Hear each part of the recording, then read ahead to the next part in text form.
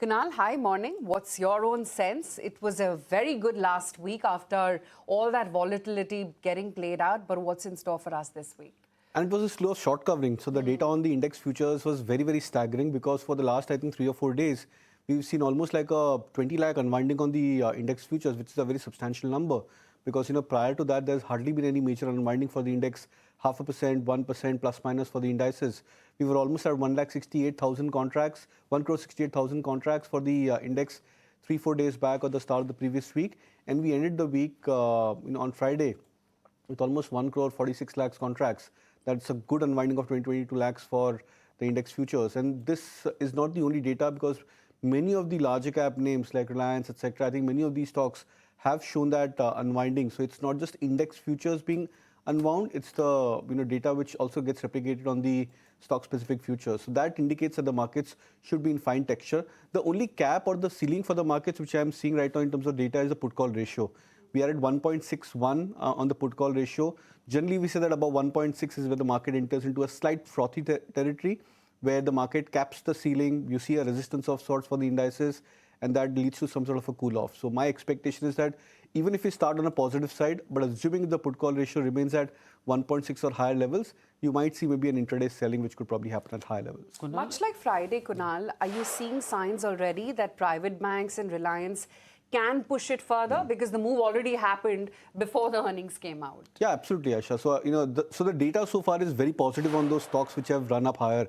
For example, Reliance has seen an unwinding of almost 20% in terms of OI, start of the, July series. In fact, I was looking at the data for the last 13 days of this July series.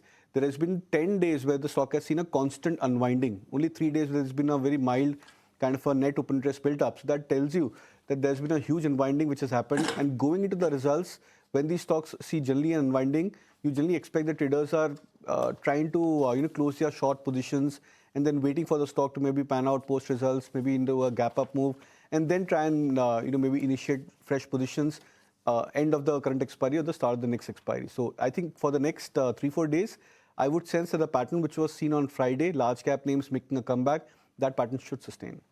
Kunal, yes, on Friday we saw nearly 4,000 crores of net long for FPIs, which is there. And in Nifty Bank, we saw an addition of net longs there in terms of the open interest. But in Nifty 50, we saw an unwind which is happening. Do you think that it's the market is or the foreign investors are now unwinding the shorts ahead of the earnings, given the kind of expectation they have with the earnings? So I think the added factor for India is what's happening across the globe. I was looking at Nikkei, for example, it's corrected 10,000 points. 73,000 was what the high the Nikkei made. Kospi, we all know, has corrected, I think, more than 15% in the last 1 month or so. So the global market correction, especially with the performing indices, that's maybe adding some sort of a confidence that India is maybe a less volatile environment in that scenario. So that could be the added advantage over here. IT stocks making a comeback, and we've seen a durable comeback for these IT names. So the underperforming sectors or the ones which was the concern for the market in terms of the composition, that's made a decent comeback for itself. So that's why I will sense that there could be an initial bout of I'll not say optimism, but positivity which has come back from the global investors. It's just that, if the data points across the globe, if they start to deteriorate further, for example, if, Nikkei falls to say another 3,000-4,000 points, then we breach that 60,000 mark, which I think is a very, very strong support for the global indices. If we see that happening, then the money which comes back into India in terms of the foreign flows, that will start to accelerate. Okay.